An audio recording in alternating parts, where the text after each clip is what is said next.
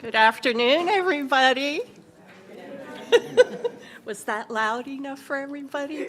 People were just so chit-chatty.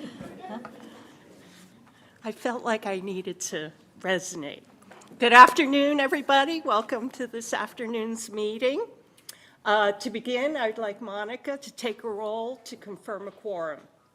Yes, trustees, when I call your name, can you please state if you're present or not? And just a reminder to use your mic since we have a participant via Zoom. Chair Chen, Present. Vice Chair Price Jones, Present. Trustee Keller, Present. Trustee Moore, Present. Trustee Pastrone, Present. Trustee Rodriguez, Present. Trustee Stanton Buttram, Trustee Tuminello, Present. and Trustee Uvala. Present.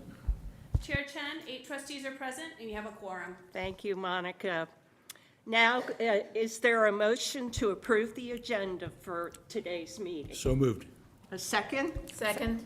Any discussion? Hearing none, Monica, will you please take the vote? Yes. Trustees, when I call your name, please state your vote. Chair Chen, Approve. Vice Chair Price Jones, Approve.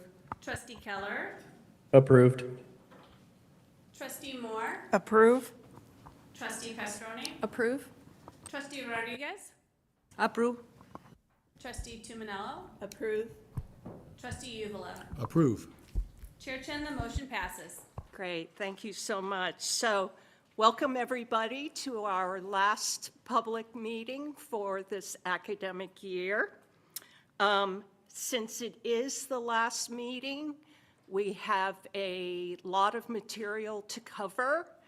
So I would just like to ask the presenters today to just be mindful of our 2 to 5 minute cap on presentations.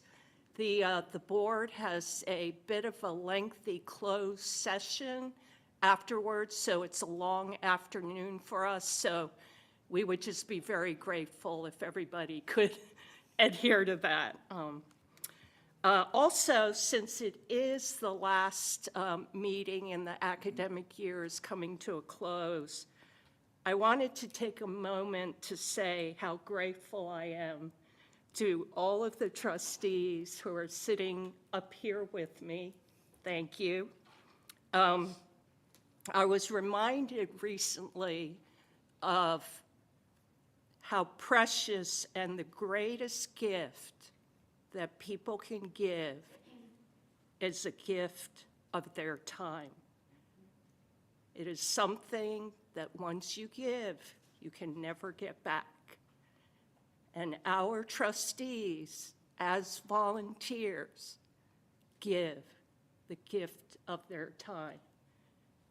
They love this college. They believe in its mission, and they commit themselves to the best governance possible. So today, I want to thank them for their service. Thank you.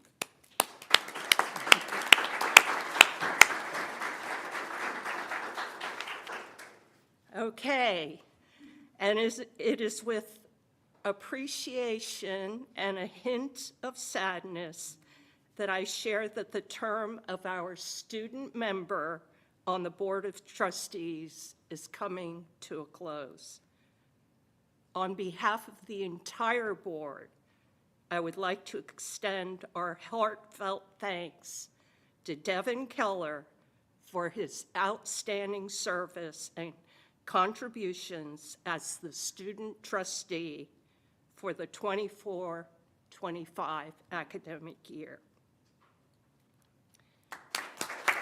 I'm not done. I'm not done.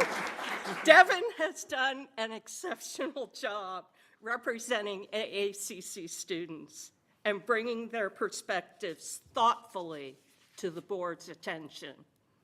Over the past year, he served diligently as a member of the Board Development Committee and as liaison with the AACC Foundation Board of Directors. He was an engaged and active participant in every meeting he attended, and his insights were valued and appreciated by all. His service has left a positive and lasting impact on both the college and the foundation. Devin,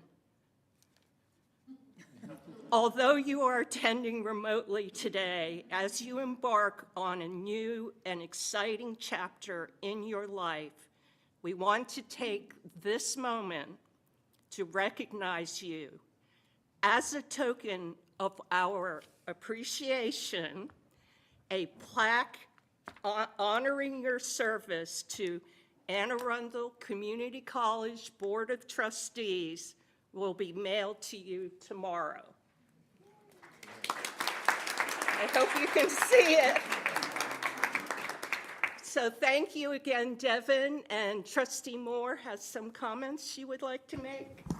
It's hard to follow that because I think Chair Chen really said it all. But Devin, I just want to say to you, you were my mentee this year, and I'm looking for him up there. You know, you were my mentee this year, and you know, in the years that I've been on the board, there's student trustees who really stand out, who really make an impression.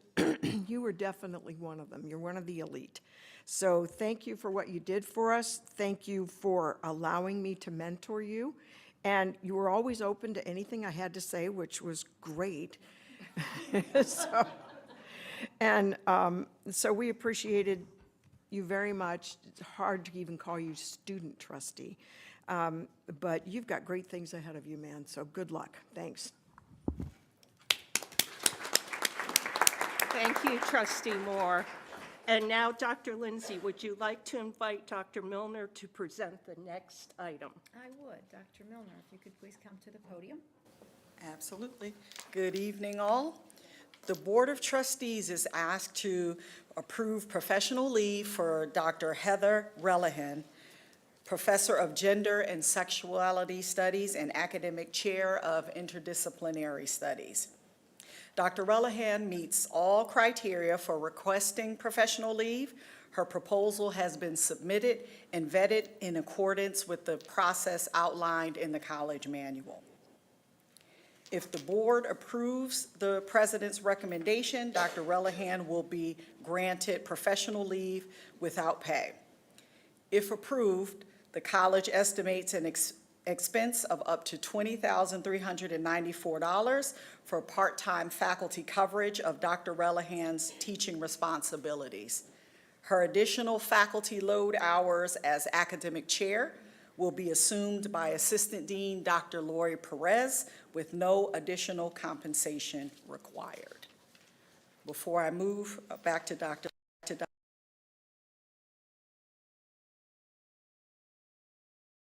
Right? Move back to Dr. So Lindsay. the main motion in front of the board is that the Board of Trustees.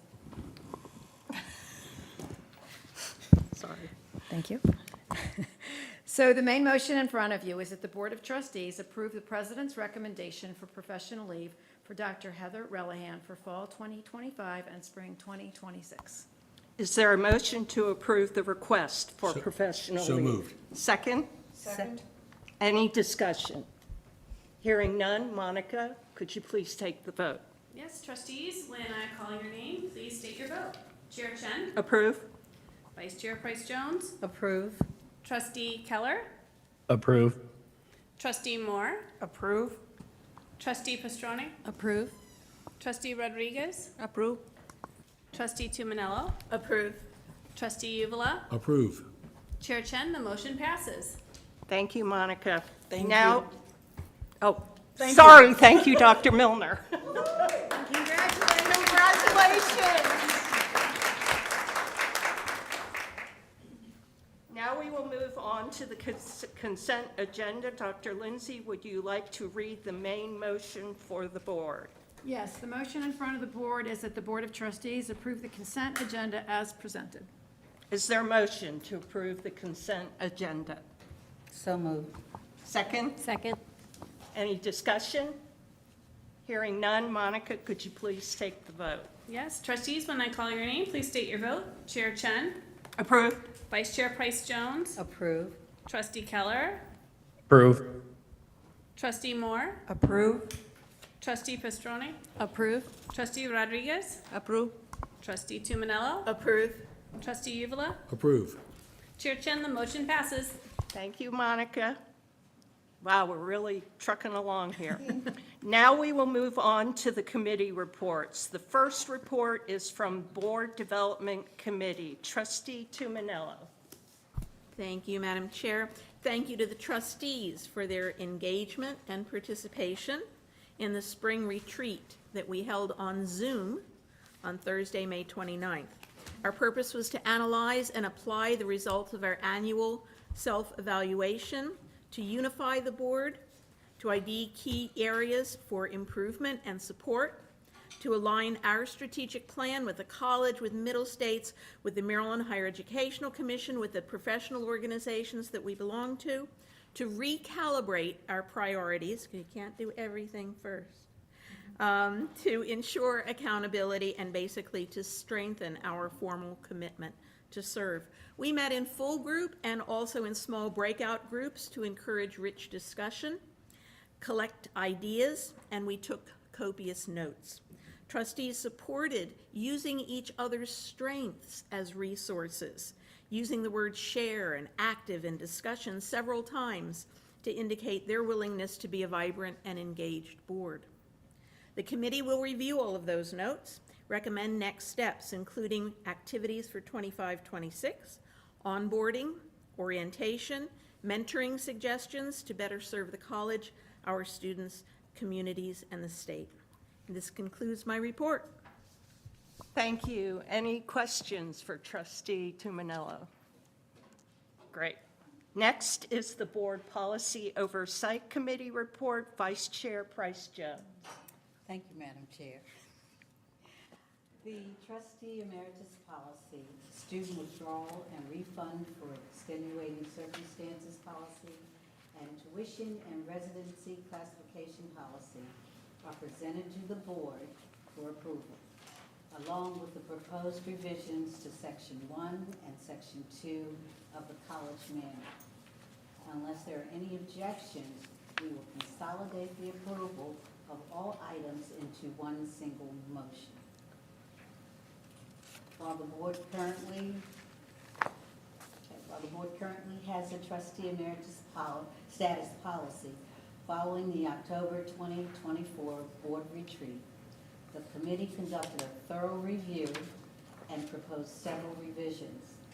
In alignment with the board's policy on the development of policies and procedures, this policy has undergone thorough review by both General Counsel and AACC staff.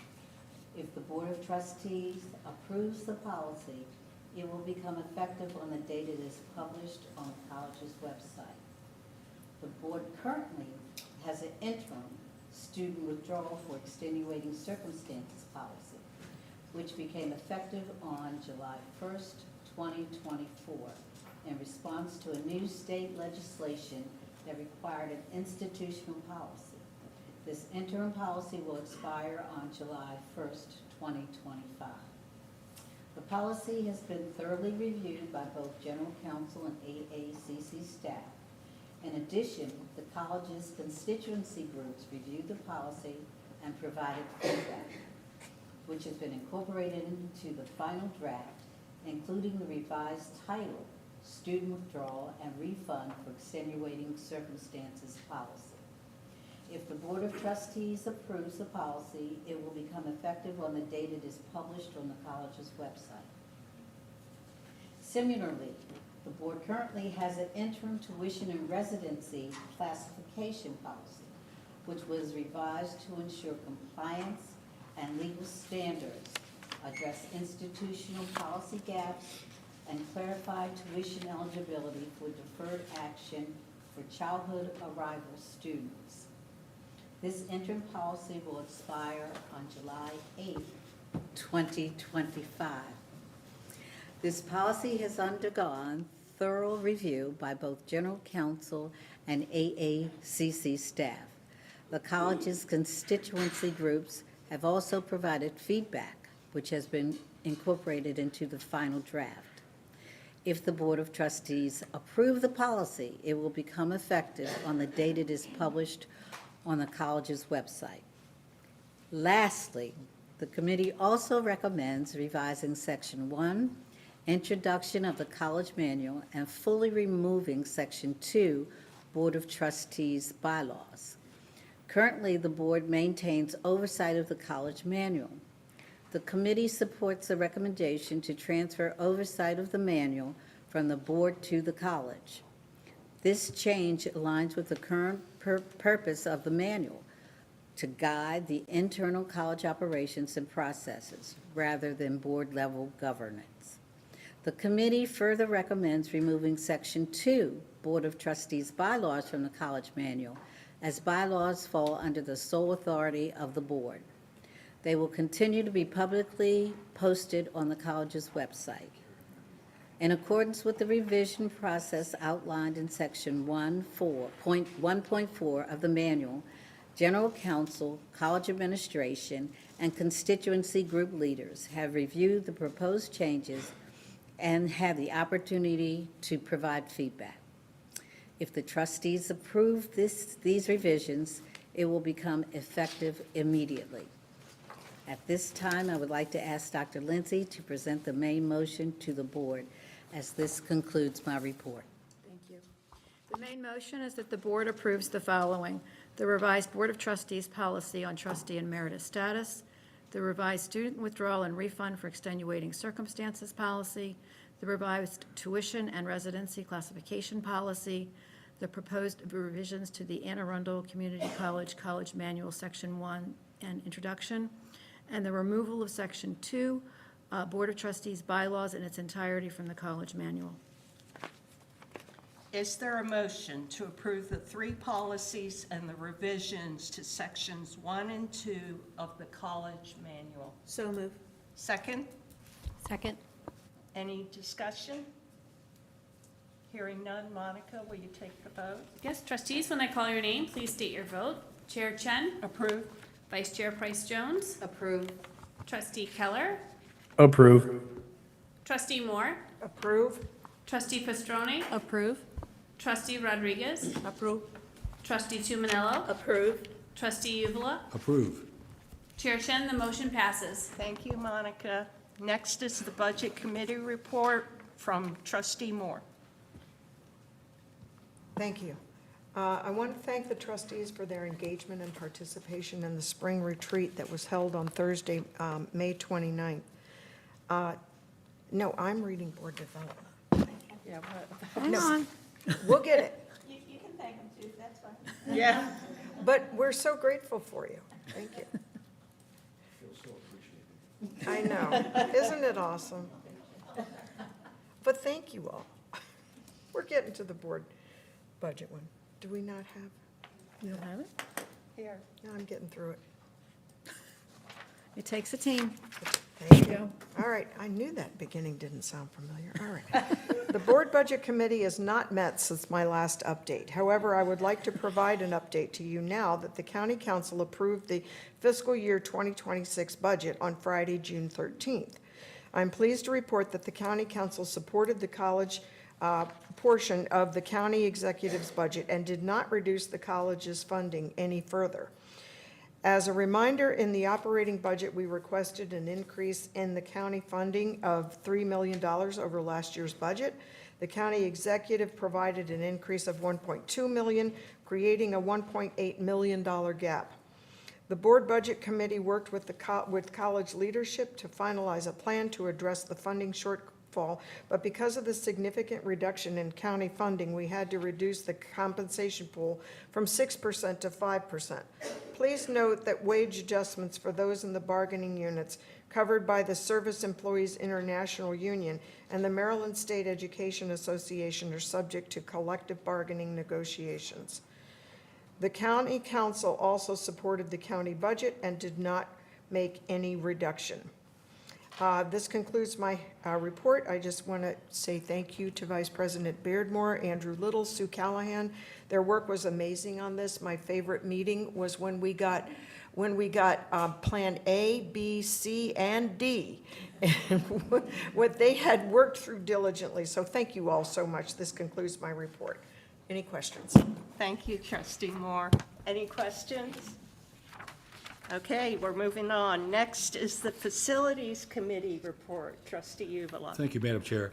The committee met via Zoom on June 10th to discuss the following topics: June procurement, which we have just approved, and campus projects. The committee also discussed future meetings. First, the committee discussed the 5 procurements that were on the agenda for tonight. Next, the committee received an update on campus projects, specifically the 2026 Facilities Master Plan, the Floristano and Dragon building renovations, the Broadneck Trail, the GBTC HVAC replacement, and the Martin Luther King Jr. statue repairs. Regarding the Facilities Master Plan, the steering committee received the first draft of the plan last week. We have until June 30 to provide our comments. The Facilities Committee will receive a full draft of the plan in late summer, and the full board will have an opportunity to review the draft plan in early fall. We are currently ahead of schedule, so while the original plan was to have the board approve the plan in January 2026, the current schedule has the board approving the plan as early as November. As the board liaison to the project, I'll continue to keep the board apprised of our progress, and I continue to be amazed at the depth of the analysis. So just know that people are really doing their job putting this whole thing together. The Floristano and Dragon building renovation projects are on schedule and within budget. The portion of the county's Broadneck Trail project that impacts the college is complete, with only a few punch list items that are outstanding. And we were lucky because the rest of the trail looks horrible. The county will be replacing the HVAC system in the Sarah E. Carter building in the Glen Burnie Town Center beginning this summer. As a reminder, this is a county-owned building, and the college is relocating services and classes until the work is completed. The college is meeting with 2 vendors who can make repairs to the MLK statue. And just a reminder, that wasn't vandalism, it was something that fell into disrepair. Wear and tear. Yeah, that's correct. Yeah. And Madam Chair, this concludes my report. Thank you, Trustee Uvala. Any questions? Okay, now we're moving on. Next is the AACC Foundation report. First, I would like to ask Trustee Killer to read a student donation letter. Thank you, Madam Chair. Dear donor, I would like to take this time to express my sincere appreciation for your generous donation towards my education through the Bank of America Scholarship. This scholarship will have a significant impact on not only me as an individual, but my family as well, who have continuously supported me through my educational and professional journey. This award will help me reach my goal and go on to obtain my bachelor's degree in business major field. Attending AACC has affected my life in many ways. I feel as though attending AACC and still being able to work, I've been able to grow both professionally and in the classroom. AACC has made it easy and accessible for guidance and support throughout this last year while hosting a comfortable learning environment. While majoring in a business administration with a focus in marketing, I was able to learn about many business opportunities along with completing certificate programs while at AACC. I am hoping to transfer to the Robert H. Smith Business School at University of Maryland College Park to earn my bachelor's degree. Once again, I would like to thank you for awarding me the scholarship and assisting me throughout my college career. It is an honor to be a recipient of the Bank of America Scholarship, and I will make it my promise to represent Bank of America proudly through the rest of my educational journey. Scholarship recipient. Thank you, Trustee Keller. Any questions, comments? Well, we'll move on now for the AACC Foundation report. As of May 31st, 2025, the AACC Foundation's fundraising total is $3.6 million in gifts and commitments. It has been an extraordinary year, and the AACC Foundation team is filled with gratitude for the generous donors who have supported AACC and our students this year. The AACC Foundation Board of Directors met on Wednesday, June 11th. At the meeting, the board voted to accept the FY26 budget proposal, approved a slate of board candidates and officers for the upcoming fiscal year, and adopted goals and strategic initiatives to guide the foundation's work in fiscal 2026. The foundation's FY26 fundraising goal is $2 million. Fundraising initiatives will focus on nursing scholarships, HelpLink, and the HelpLink Fund for Nursing, technology and instructional resources for campus facilities, and additional scholarship investments. The foundation board will also engage in some important governance functions, including a review of the foundation's bylaws and its strategic plan. In addition, the foundation is currently in the process of conducting a search for a potential new investment advising firm. This search will continue into the next fiscal year with the goal of reaching a final decision in September 2025. That concludes my report. Any questions? Great job, Foundation. Thank you. Next is the approval of the Board of Trustees meeting dates for 2025-2026. According to the Board of Trustees bylaws, the board shall hold regular meetings to the extent possible on the second Tuesday of each month.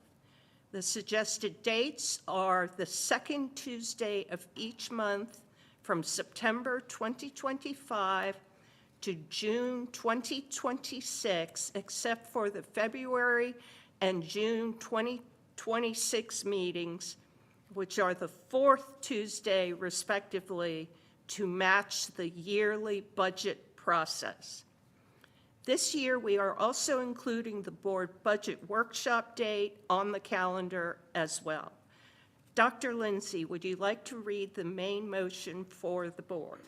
Yes, the main motion in front of the board is that the Board of Trustees approve its 2025-2026 meeting dates as shown in Exhibit 1. Is there a motion to approve the 25-26 meeting dates? So moved? Second? Second. Any discussion? Hearing none, Monica, please take the vote. Trustees, when I call your name, please state your vote. Chair Chen? Approve? Vice Chair Price Jones? Approve. Trustee Keller? Approve. Trustee Moore? Approve? Trustee Pastroni? Approve? Trustee Rodriguez? Approve. Trustee Tumanello? Approve. Trustee Uvala? Approve. Chair Chen, the motion passes. Thank you, Monica. And now for the president's report, Dr. Lindsay. Thank you. AACC's commencement was a tremendous success. Approximately 1,690 students graduated, earning a total of 1,970 degrees and certificates. Of those, 662 graduates participated in the two ceremonies. My sincere thanks to the Commencement Committee for organizing such an outstanding celebration for our students, and to all of our trustees who participated in the ceremony. Earlier this month, we were honored to celebrate the faculty and staff who retired from this past year with a special recognition recognizing their contributions to the college. I would like to thank Chair Nadine Chen and Trustees Sandy Moore and Larry Uvala for attending this meaningful event. And at this point in time, I would also like to acknowledge and thank our constituency group leaders, Academic Forum Chair Andy Kim. I know you don't have a report, but we can thank you for being with us if you, okay. That was enthusiastic, right? Administrative Staff Organization, President Angelo the Las Anides. Professional and Support Staff Organization, President Caitlin Silver Negron. I'm looking down, nobody's looking up, okay. Student Government Association President Meredith Dales, who is not able to attend tonight's meeting, and the Faculty Organization President Brandy Shepard. While Caitlin will continue in her role next year, this marks the final meeting for the others. I have really, truly appreciated working with each of you and your leadership teams, and I sincerely thank you for your dedicated service to our college. And I will then next call on Valerie Melson, our Executive Director of Institutional Advancement. Thank you, Dr. Lindsay. Thank you, members of the Board of Trustees, for the opportunity to talk about external revenue that has come in through the AACC Foundation and through grant funding through the college's Office of Sponsored Programs. My presentation this evening has really three sections. First, just to give you some context and some highlights that have happened this year, and then we will look to what we're anticipating in the new year. Let me jump right to this and look at total new resources that have come into the organization. In the teal, you see the yield or the impact of the AACC Foundation annually. In gold, you see the grant funding through the Office of Sponsored Programs. And in recent years, we've been running between $4.5–5.5 million in new resources coming in. What a great year this has been. Close to $7 million, 3.6 from the foundation, as you heard from Trustee Chen a few moments ago, about 3.3 million from the Office of Sponsored Programs. So we are extremely grateful for that, and it's really nice to see that trend moving in that direction. Let's jump to student scholarships. These are donor-funded scholarships. And what you're looking at is what's actually been dispersed to students, not what's in a budget, but what's actually in the hands of students. And, you know, we were really fortunate that in 19, we moved above $1 million dispersed. This year, we moved to 1.62 million dispersed. And I'm very grateful to Dr. Patterson and her team for just the teamwork that's gone into this to get the money in the hands of students efficiently. Our goals for the foundation this year were $2 million in new funds for priorities that were determined from discussions with college leadership. We agreed to help supplement the college's community relations capacity in areas where we were raising money. And we also worked hard to be plugged in to college planning, both short-term and long-term. And the highlights from this year, you will see a case statement that each of you has at your place here. Our Foundation Board approved a $4.5 million goal for the Future Nursing Professional Scholarship to help more students afford to come to our nursing program. So really grateful for that. You know, this comes from 2 years of work and a cross-functional team led by Elizabeth Apple, a couple of vice presidents, Dr. Patterson and Dr. Milner got that started. Thank you. So real excited. We've got 2.6 million in from the last couple of years. We got to get another 1.85 million over the next 3 years. So got our work cut out for us. I mentioned the financial aid disbursements earlier. We also had a longtime faculty member here who's retired contribute a real estate gift, a condominium that we accepted in mid-November, sold in mid-December. So that really helped us with Help Lincoln funding for scholarships. And I'm pleased to say that in April, we also were awarded a $1.68 million grant from the Ratcliffe Foundation to support students in entrepreneurial studies, workforce development, and allied health. So really great year. From the Office of Sponsored Programs, looking at grants, you know, great year for resources for student research, $600,000 from the National Science Foundation, another almost $400K for the welding program and welding scholarships from Department of Commerce, Teagle Foundation support for liberal arts, other special projects from campus safety to professional development for faculty to just support services for students. So really great, robust year on the grant side. So just to recap, again, just under $7 million or so in new commitments.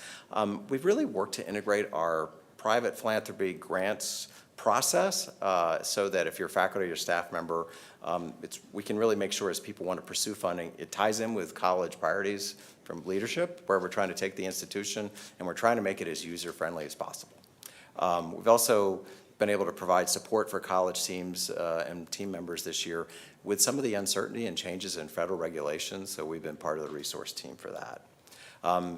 You heard priorities for the new year. They're already read in the liaison report, so I'm not going to go more into that. Let me just say that as we move into the new year, there is some uncertainty. We have some donors who are ready to go and talk about what they want to do, and other people who really are struck by the uncertainty in some of the markets. So this is playing out. We've also noticed that some of our federal agencies who normally release notice of funds availability at this time are not doing that. So the cycles are interrupted somewhat. Don't know what to make of it. When we meet in the fall, we'll know more. I'd be happy to take any questions about any of this, but it's been a great year, and I just want to thank both boards, hundreds of people at the college, people behind me who helped make this work happen, the administration. Thank you. Team effort all the way. Thank you. Any comments? Thank you. Just congratulations all around. Thank you. Team effort. Thank you. Good job. And now I'm going to ask Sandy Jones, Dean of the School of Continuing Education and Workforce Development, to please come forward with her report. Thank you. Volley is always a tough act to follow. He went fast. I will try my best to keep up the same pace. So thank you again for having me present on the School of Continuing Education and Workforce Development. So just as a reminder, the School of Continuing Education and Workforce Development is made up of several unique departments designed to serve specific populations, such as individuals seeking to obtain a high school credential, adult learners taking a personal enrichment course, professionals looking to upgrade their skills, and new entrants to the workforce looking to obtain an entry-level career in a variety of industries, including the trades and healthcare. Encompassing student services, business office, and institutional assessment responsibilities, along with curriculum and instruction under one school, with an enrollment of almost 40,000, makes CEWD a college within a college. So in terms of operations metrics, so our operations team is responsible for supporting the work of the programming staff through managing and auditing the course and section creation process, registering students, and data analysis and reporting.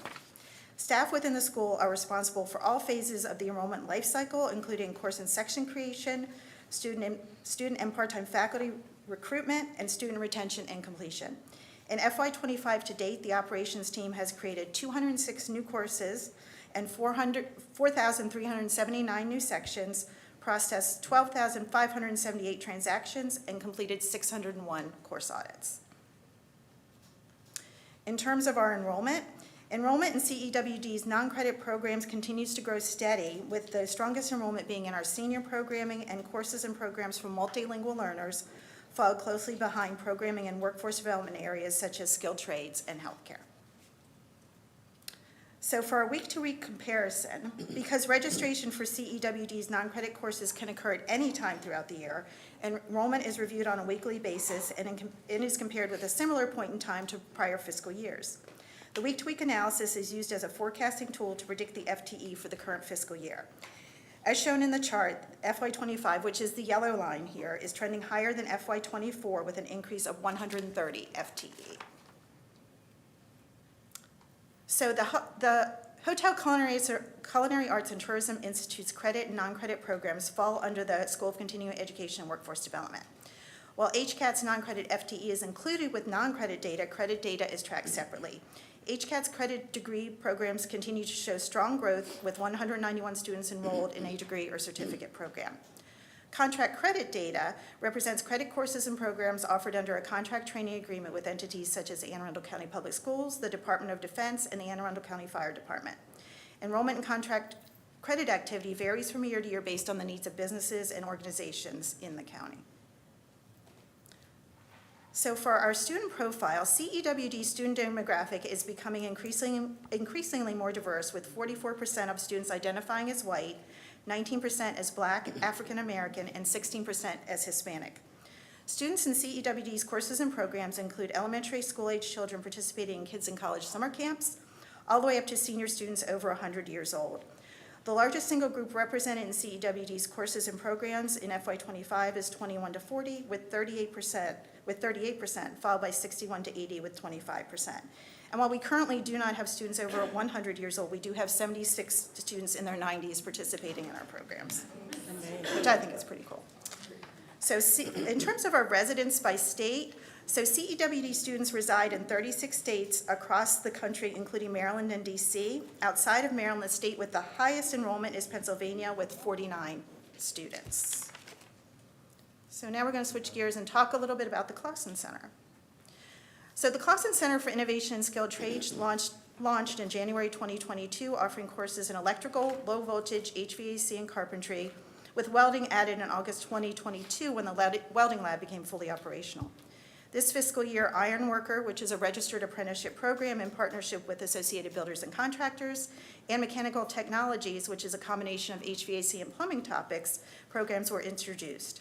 And as Volley mentioned, thanks to grant funding from the state of Maryland, the welding lab was expanded under funding received under the Maryland Works for Wind grant. Since opening, 1,074 students have taken courses at the center with a combined enrollment of 2,699.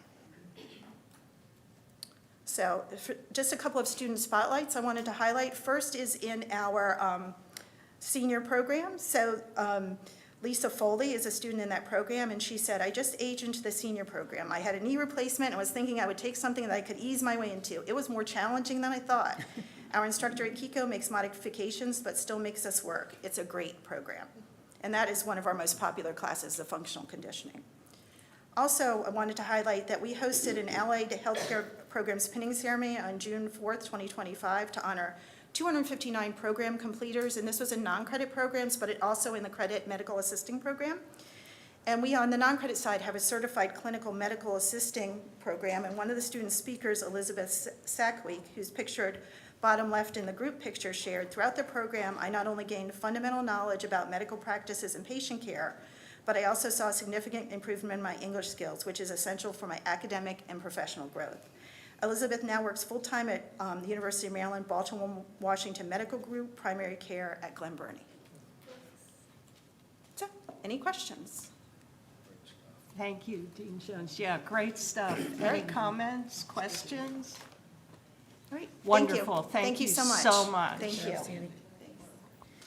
Academic Forum Council, again, no report. Administrative Staff Organization, Dr. Angelo de las Anitas.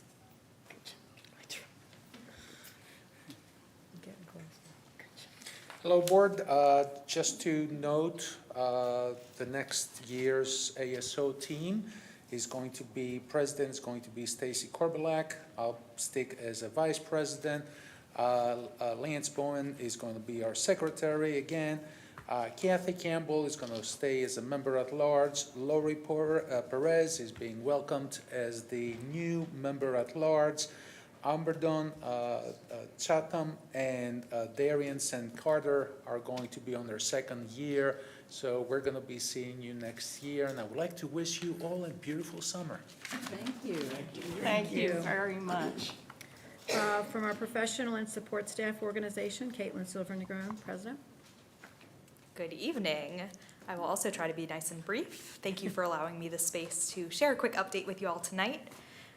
PSSO was really pleased to welcome PVP to our meeting on May 15th, where they each had the floor to share relevant updates within their areas.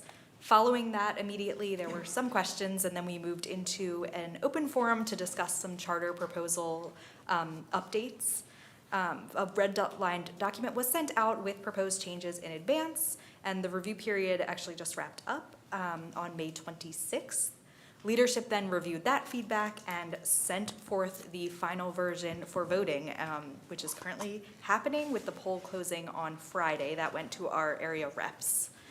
So we will keep you updated as that vote closes, and hopefully our charter gets a much, much needed refresh.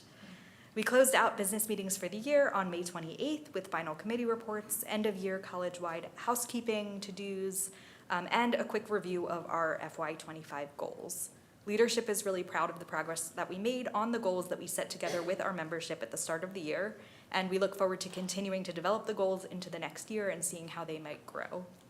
A copy of those goals and objectives from the year can be found within my written report for your reference and review. PSSO closed out the year officially on June 11th with an in-person end-of-year celebration, which included games, snacks, and an interactive anonymous feedback activity in which there were giant sticky notes all around the room with prompts based on our FY25 goals, professional enrichment opportunities, and our PSSO Professional Enrichment Day, so folks were able to interact with those and share some feedback anonymously, which are now sitting in my office for review. Finally, it is my absolute honor and privilege to share that I have been reelected and will continue to serve as PSSO president next year. Our Vice President, Rachel Rickman, was also reelected, and I know shares my sentiment of the immense honor that it is to get to serve again. And we are pleased to welcome Hannah Holloman to the role of secretary this year. Thank you so much for your time. I look forward to continuing to share the good work that PSSO does next year. Have a wonderful, restful summer, and please let me know what questions I can answer. Thank you so much. Thank you. Any comments? Thank you. Thank you. Okay, from our faculty organization, Brandy Shepherd, President. Good afternoon, trustees. I have to bring the box up with me today because I had an office space moment with the printer earlier. So now we have the Golden Girl today. So That's what I call my laptop. Here we are, the last board report for the academic year. This is also my final report as TFO president. In mid-May, the incoming officers for the 25-26 academic year made the decision to step down in light of the full-time faculty union being certified in mid-April. We feel this is the best course of action to allow the leadership of Riverhawks Educators United to transition our governance and representation as a collective union. I would like to introduce the incoming officers. Please meet Professor Heather Reardon in the Math Department. She's our next TFO president. Dr. Zoe Farquhar, the incoming vice president. She's with the Communications Department. And Professor Cameron Caswell with the library is our incoming recorder. Their term begins on August 16th, so y'all have me until me and the rest of the team until August 15th there. I would like to take this time to acknowledge my fellow TFO's officers, Professor Ken Jarvis, our recorder, and Professor Eric Dunham. He actually wanted me to call him the great and honorable Professor Eric Dunham, our vice president.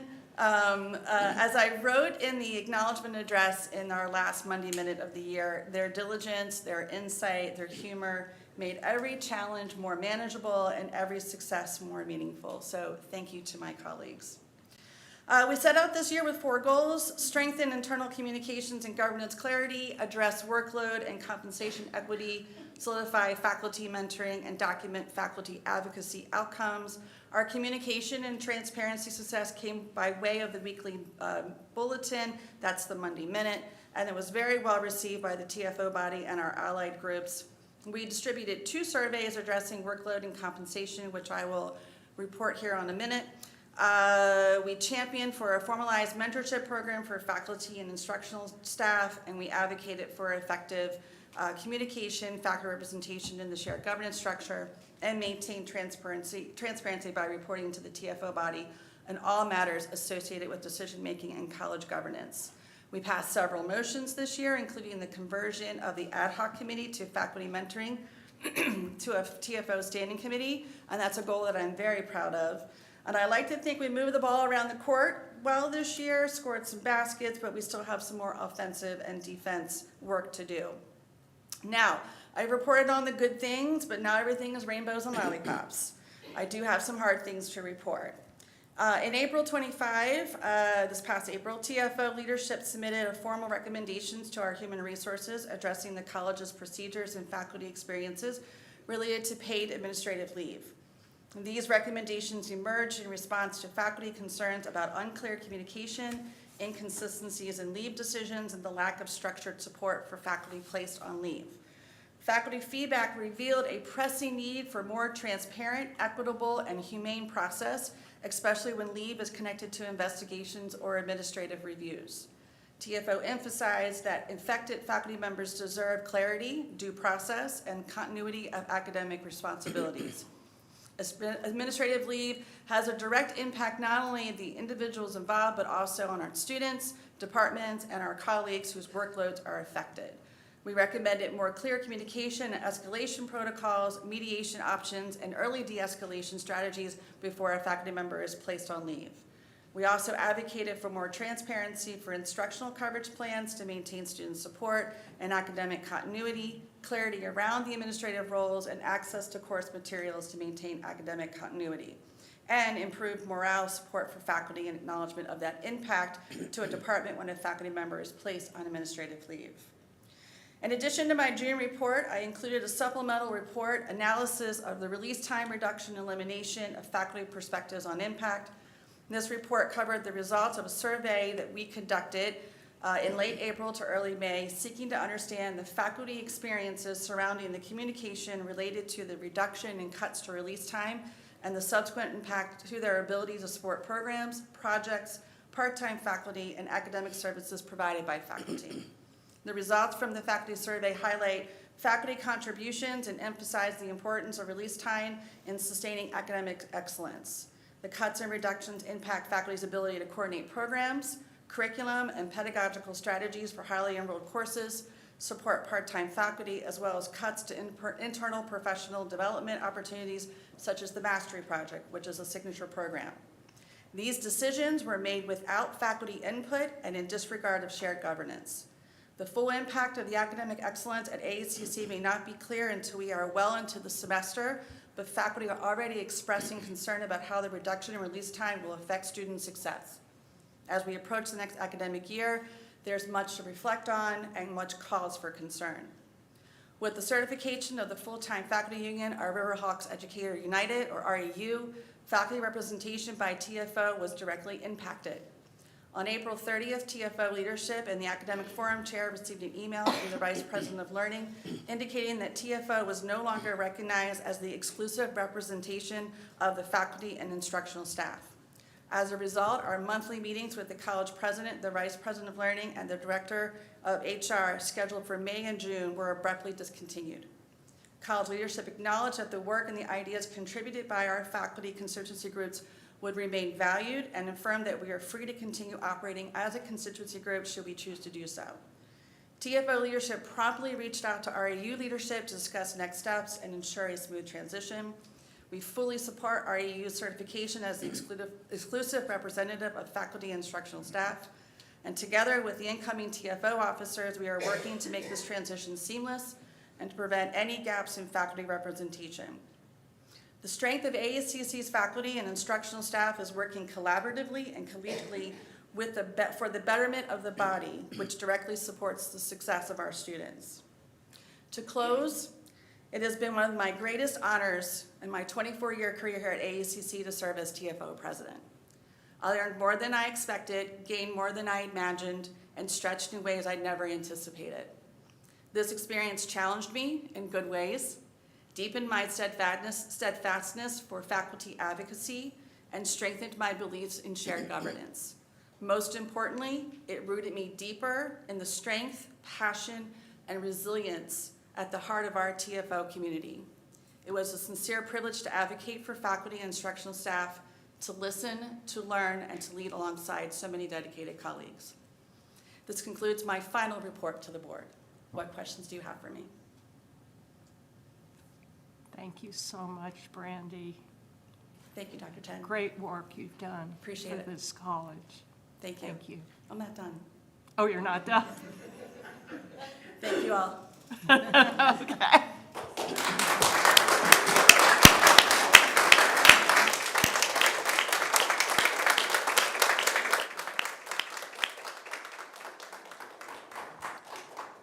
Okay, we'll move on to the Maryland Association of Community Colleges activities. The MAC Executive Committee met on June the 3rd to discuss the recommended slate of officers for 2025-2026, the FY 2026 budget recommendation, and the agenda of the MAC Board of Directors meeting scheduled for June 24. The MAC staff are planning for the Maryland Council of Community Colleges Presidential Retreat, which will be held on August the 4th, 5th at the Warwick Community College, and I will be remaining on the executive team representing larger colleges for the state. And that concludes, oh, no, it doesn't. Monica would have a heart attack if I skipped over this one. Let me introduce Monica Rasta, Special Assistant to the President. We're looking at an action item on the new strategic plan that was really led and facilitated by Monica and good friends. So, Monica. Thank you. I am pleased to present the college's new strategic plan, AACC Forward 2030, for the board's approval.